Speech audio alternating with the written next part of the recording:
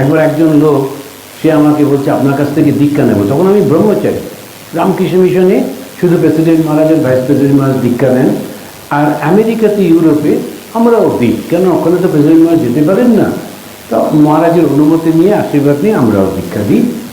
তো তখন আমি ব্রহ্মচারী, লোকটি বলছে আপনার কাছ থেকে দীক্ষা নেব। আমি কেন বলুন তো, হঠাৎ আমাকে চুজ করলেন কেন? না আপনাকে দেখতে বেশ নেতাজির মতো। আচ্ছা, দেখতে নেতাজির মতো বলে আমার কাছ থেকে দীক্ষা নেবেন? তাহলে আপনি কাজ করুন। তখন উত্তম কুমার ছিলেন, আমি উত্তম কুমারের কাছ থেকে দীক্ষা নেবেন। ওকে আরো দেখা ভালো নিয়ে কথা, তো গুরুকে দেখতে সুন্দর উত্তম কুমার। এখন এইরকম যদি বুদ্ধি হয় তা আধ্যাত্মিক উন্নতি কি করে হবে?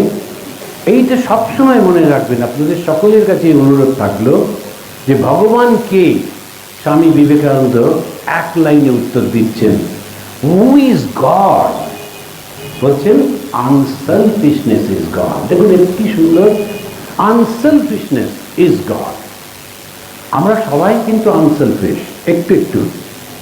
সারা বছর চাকরি করে যে বোনাসটা বাবা পায়, সেই টাকা দিয়ে একে ওকে শ্বশুর সবাইকে কাপড় জামা দেয়, নিজের হয় না। ওটা ভালো করে একটু কাচিয়ে নিয়েছে, চললো অষ্টমীর দিন পুজো দেখতে, কোনো কষ্ট নেই। আনসেলফিশনেস নয়, সারা বছরের টাকাটা আমি অন্যের জন্য খরচা করে দিলাম। কত ভালোবাসি আমরা নিজের ছেলে মেয়ে। বাচ্চাটার যদি অসুখ হলো সারা রাত জেগে থাকে, এত কষ্ট করে, কত ভালোবাসা আছে আমাদের।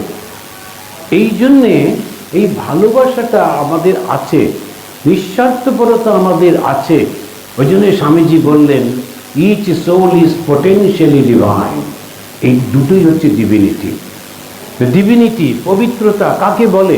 গঙ্গায় স্নান করলে, এই আপনাদের পাশেই গঙ্গা, লক্ষ লোক রোজ স্নান করছে, কিন্তু এখন যে গঙ্গার অবস্থা, স্নান করে ঘরে এসে আবার পরিষ্কার করতে হয়, আবার ভালো জলে স্নান করতে হয়।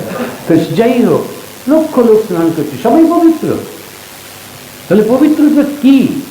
পবিত্রতা হচ্ছে ভালোবাসা আর নিঃস্বার্থপরতা।